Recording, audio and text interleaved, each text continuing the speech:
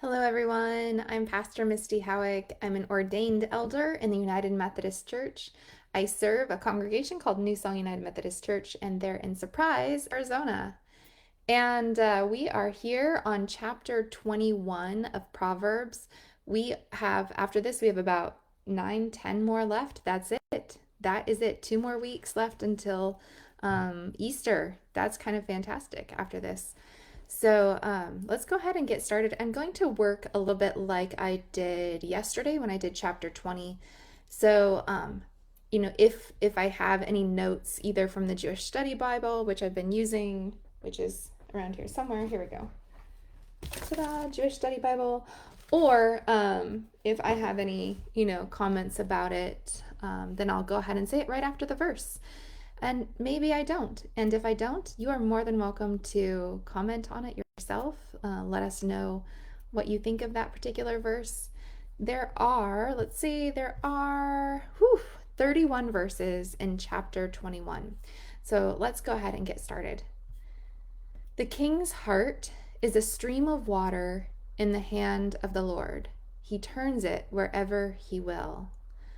So the Jewish Study Bible said this means that there's great esteem by the sage who wrote this for kingship.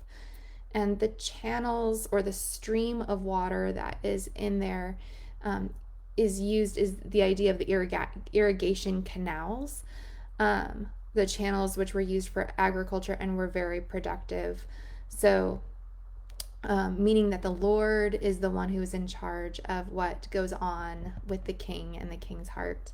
I would say that's definitely great esteem for kingship. Maybe how we want it to be, but maybe not how it always is when we look at our leaders and whether God is directing their hearts and their decisions or not. All right, verse 2, all deeds are right in the sight of the doer, but the Lord weighs the heart. So God sees deeper than what we show to the outside world. Verse 3, to do righteousness and justice is more acceptable to the Lord than sacrifice. So I like that a lot because we have that in lots of different places in the Old and New Testament. I'm reminded of Micah 6:8. What does the Lord require of you? But to seek justice and have mercy. Have mercy, seek kindness, and walk humbly with the Lord. I'm going to have to sing the song now because that is in my head. Verse 4, haughty eyes and a proud heart, the lamp of the wicked are sin. So we found out last chapter that the idea of lamp is actually one's legacy. So last chapter it referred to someone's lamp going out if they were disrespectful to their parents. And what that meant was that the sage believed that if one was disrespectful to their parents, then they themselves would not have children who would, go on to carry their legacy or to carry on their bloodline or whatever, that their lamp would go out. So here, haughty eyes and a proud heart, the lamp of the wicked are sin. So in this sense, one's legacy is sin if they have haughty eyes and a proud heart. So basically, not righteous or self-righteous. Then sin is their legacy. Wow. Verse 5, the plans of the diligent lead surely to abundance, but everyone who is hasty comes only to want. I believe that's a bit of wisdom for us to make sure we are planning well and not jumping into anything too quickly. Verse 6, the getting of treasures by a lying tongue is a fleeting vapor and a snare of death.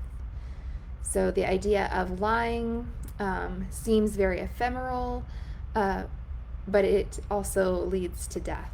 It's almost like a poison. Verse 7, the violence of the wicked will sweep them away because they've refused to do what is right. What is just. So again, looking at that, the way of the guilty is crooked, but the conduct of the pure is right. Looking at righteousness being straight or above, but this time it also says this time it is right. And the Jewish Study Bible said that One's way cannot be, it's possible to have a circuitous like life or route, and it's still okay. It's not immoral. So that's nice. Verse 9, it is better to live in a corner of the housetop than in a house shared with a contentious wife. And I'm going to translate this to be about partners and not just about wives. Better to live alone than with a partner who is always causing trouble for you. This has come up before in our other chapters, and it will come up again even later in this chapter. Verse 10, the souls of the wicked desire evil. Their neighbors find no mercy in their eyes. It's pretty self-explanatory. Verse 11, when a scoffer is punished, the simple become wiser. When the wise are instructed, they increase in knowledge. So it seems to be a pattern of moving from one who is like skeptical or critical to, going through a challenge and becoming wiser. When a scoffer is punished, the simple become wiser. When the wise are instructed, they increase in knowledge. All right, verse 12. The righteous one observes the house of the wicked. He casts the wicked down to ruin. That is aspirational. God, will you please watch over all of this and take down those who are wicked, knowing that God is always watching. Verse 13, if you close your ear to the cry of the poor, you will cry out and not be heard. So this is my favorite verse of this chapter. Verse 13, it is beautiful. Ready? I'm going to say it again. If you close your ear to the cry of the poor, you will cry out and not be heard. So it not only makes us aware of making sure that we are listening to the people in our community, whether they are poor in spirit, poor in money, poor in whatever, but also recognizing that we will all have our day when we are poor in something.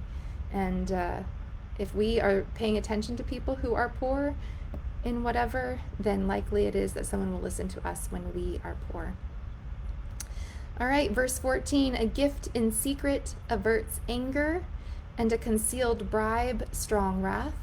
The Jewish Study Bible actually said that there were times when bribes were thought of to be okay, as long as their intentions were good.